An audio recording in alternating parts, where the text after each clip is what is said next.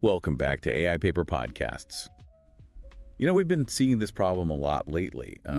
How to make large language models, LLMs for short, more creative. Yeah. And how do we get more diverse responses out of them? It's a big challenge for sure. Yeah. We've all seen how LLMs can kind of get stuck generating, predictable and repetitive text. It's like they're stuck in this loop. Right. They keep going back to the same ideas, same phrasing. Yeah. It's not very inspiring. Not really. So in this deep dive, we're going to look at this paper that I think has some really cool solutions. Okay. It's called Multi-Novelty. Improve the diversity and novelty of contents generated by large language models via Inference-time Brainstorming. It's a mouthful. Yeah. But basically, they're giving the LLM multiple perspectives to work with. Okay. We can call them views. And these views can come from text, but also from images. So it's like giving the LLM a mood board almost. Yeah. Instead of just plain text, it's got this richer input to work with. And it's pretty amazing what they found. They tested this on a bunch of different LLMs, including GPT-4. Wow. And they got some really significant improvements in the diversity and novelty of the responses. I'm curious, how significant are we talking? Well, in some cases, they saw like up to a 9-fold increase in novelty just with GPT-4. 9-fold. That's that's impressive. I know, it's wild. I mean, does this mean we're going to have LLMs writing novels soon? Not quite yet, but it's definitely a step towards that. Okay. The key thing here is that giving LLMs this wider range of perspectives, it helps them break free of those predictable patterns and come up with things that are actually, surprising and interesting. Okay, so let's get into the nitty-gritty here. Yeah. How exactly are they generating these multiple views? So there are two main techniques they use. The first one is called text view embedding. Okay. Basically, they use another LLM like GPT-4 to create multiple textual interpretations of the original prompt. So it's kind of like having a bunch of writers brainstorm different ways to approach the same topic. Exactly. And then they feed all these different textual perspectives into the main LLM. Gotcha. So it's getting a much broader understanding of the prompt and the potential ways to respond. Exactly. Okay, that makes sense for the text views. Yeah. But what about the image views? How do images play a role here? Okay, so this is where it gets even more interesting. They actually crawl the web for images related to the prompt. Oh, wow. Then they use a vision language model to generate descriptions of those images. So they're creating like a textual representation of a visual mood board. Yeah, exactly. It's giving the LLM this visual context. That's really cool. But they don't just stop there. They actually go in and refine those image descriptions, making sure that they're clear, coherent, well-structured. It's like having an editor polish the drafts before they're given to the main LLM. It's a whole process. So basically, they're creating this rich mix of text and image inputs. Yeah. All stemming from that initial prompt. And that's what seems to be driving those creativity boosts they're seeing. Okay, now I'm really curious. How do they actually measure these improvements in creativity? It's not exactly a quantifiable thing. Right. That's a really good question. And it's something AI researchers have been struggling with for a while now. I mean, you can't just like put a creativity meter on an LLM. Exactly. So in this paper, they decided to focus on 3 main metrics: diversity, novelty, and correctness. Okay, I'm following. Let's break those down, starting with diversity. How do they measure that? Well, they used a bunch of different metrics. Some focused on lexical diversity, which is essentially looking at how much variation there is in vocabulary and word usage across the outputs. So making sure that the LLM isn't just repeating the same words and phrases over and over again. Exactly. But they also wanted to go beyond just the surface level of word choice. So they also looked at semantic diversity. So are they actually exploring different ideas and concepts? Exactly. They used things like TF-IDF and BERT embeddings to analyze the variations in meaning and context across the different responses. Okay, so they're really trying to get a full picture of how diverse the outputs are, both in terms of the language and the actual meaning. Exactly. And to measure how different the outputs are from each other, they used a metric called Self-BLEU. Self-BLEU, okay. A high Self-BLEU score actually means a lot of repetition, which is what we're trying to avoid. So we're looking for a low score here. Exactly. The lower the score, the more diverse the outputs. Got it. So diversity, check. Now, what about novelty? How do they assess whether the LLM was generating truly new ideas? Okay, so this is where it gets even more clever. They used a combination of techniques, including SBERT embeddings and even GPT-4 itself, to assess the novelty of the responses. Wait, They use GPT-4 to judge novelty. I know, right? That's kind of like having a master chef judge a cooking competition. It is, isn't it? They basically treat the novelty detection as a natural language inference problem. Okay, so how does that work exactly? They take each new response and compare it to a set of responses that have already been identified as novel. If the new response brings something new to the table, something that wasn't present in those previous responses, then it's considered novel. Ah, okay. So each response is judged in the context of what's already been considered novel. It's like they're constantly raising the bar. Exactly. Okay, so we've covered diversity and novelty, but what about correctness? We want to make sure that the LLMs are not just generating creative nonsense, right? No, absolutely. It's all well and good to have diverse and novel outputs, but they also need to be accurate and relevant to the prompt. You don't want an LLM just spewing out gibberish, no matter how creative it might be. Exactly.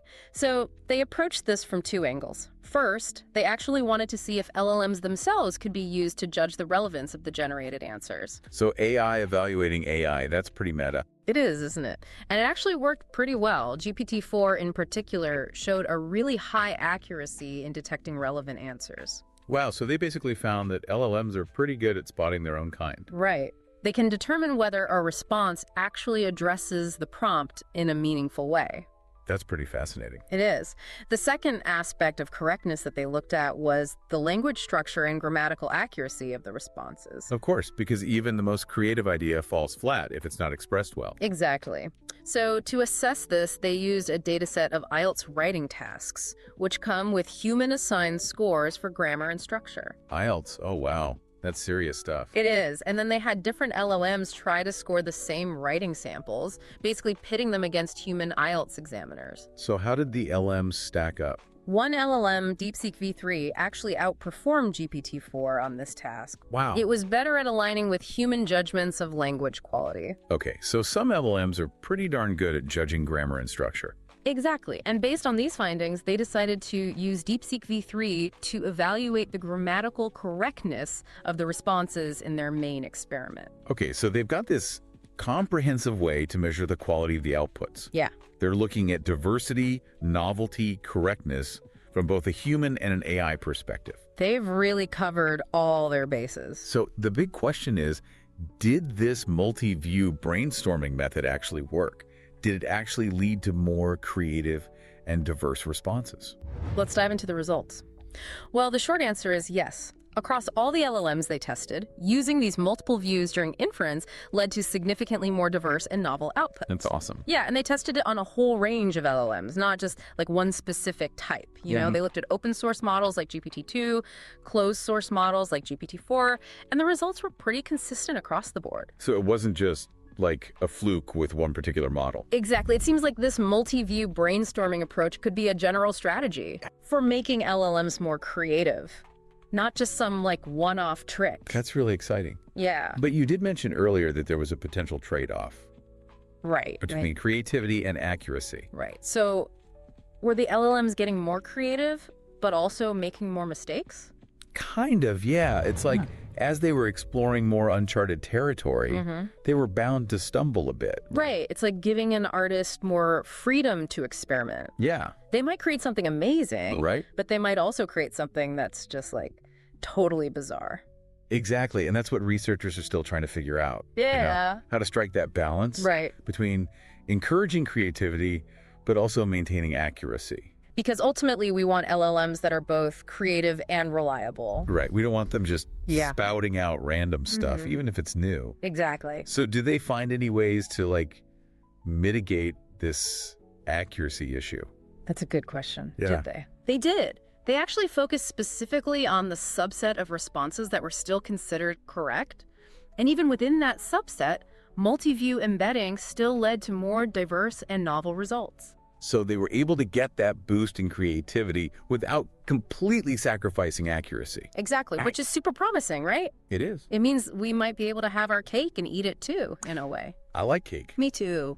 Okay, so where do we go from here? What are like the next steps in this line of research? Well, I think one obvious question is, you know, what other types of views could we use? Right. This paper just focused on text and images, but what about things like audio or video? Or even like sensory data? Ooh, Imagine an LLM that could be inspired by music or even like smells. Right. The possibilities are kind of mind-blowing. It's like those artists, who have synesthesia. Yeah. Where they can see sounds or taste colors. It's like that. Yeah, maybe we could create LLMs with like digital synesthesia. That'd be wild. Another question I have is, how can we make this multi-view approach more efficient? Like crawling the web for images and generating descriptions.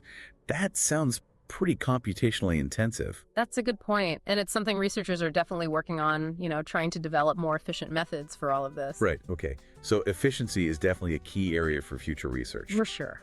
What about like the ethical implications of all this? Yeah. Are there any potential downsides to making LLMs more creative? That's a really important question and something we should always be considering when we're developing new AI technologies, right? Yeah, just because we can do something doesn't mean we should. Exactly. And with any powerful tool, there's always that potential for misuse. Right. So what are the specific concerns in this case? Well, one concern is that more creative LLMs could be used to generate like harmful content. Oh, right. Things like fake news articles or propaganda that are even more convincing and persuasive than what we see now. That's a scary thought. Yeah, it is. And it's definitely something we need to be very careful about as we continue to develop these technologies. So safeguards, checks and balances, all that. Absolutely. Important stuff. Yeah. What else? Are there other concerns? Another concern is that, more creative LLMs could potentially lead to job displacement in creative industries. Boy. Like, think about writing, art, music. If LLMs can suddenly generate high-quality creative content on demand, it could put human artists out of work. Yeah, that's a real possibility. It is. And it's something we need to start thinking about now, Yeah, we need to be prepared. How do we adapt to this changing landscape? Right. And how do we make sure that everyone benefits from these technological advancements? It's not just about the tech itself. No. It's how we use it and what kind of world we create with it. Exactly. Well said. This has been really eye-opening, Yeah. This whole idea of multi-view brainstorming, it's got so much potential. It does. But there are also some real challenges that we need to be aware of. For sure. It's a fascinating area of research. Definitely. And I'm excited to see where it all goes. Me too. It feels like we're really onto something with this whole multi-view approach. Yeah. It's not just making LLMs more creative. It's like we're changing the way we even think about them. I agree. It's less about them being tools and more about like a creative partnership. Exactly. Like we're giving them a seat at the brainstorming table. Right. Instead of just handing them a task list. And that opens up so many possibilities. Not just for creative stuff, but for, science, education, all sorts of things. I'm really excited to see where all this leads. Something you said earlier really stuck with me about LLMs being able to judge the quality of their own work. Oh, yeah. Those experiments with the relevance and grammar scoring. Yeah, that's the one. It's almost like they're developing this sense of what makes for good creative output. Right. Like they're developing taste or an aesthetic judgment. Exactly. Which is something we usually associate with human creativity. Exactly. It really makes you think about the nature of creativity itself. Yeah. And whether machines can ever truly be creative. Big questions. Probably not ones we can answer right now. Not today. But they're definitely worth thinking about. Absolutely. Well, I think we've covered a lot of ground today. Any final thoughts? I just think this paper is a huge step forward. It gives us this practical method to boost creativity. Yeah. But it also opens up so many new research avenues. It's a really exciting time to be in this field. I totally agree. Well, that's all the time we have for this deep dive. Thanks so much for joining us. Thanks for having me. Be sure to check out our next episode where we'll be diving into another cutting-edge AI paper. Until then, keep exploring, keep learning, and keep creating.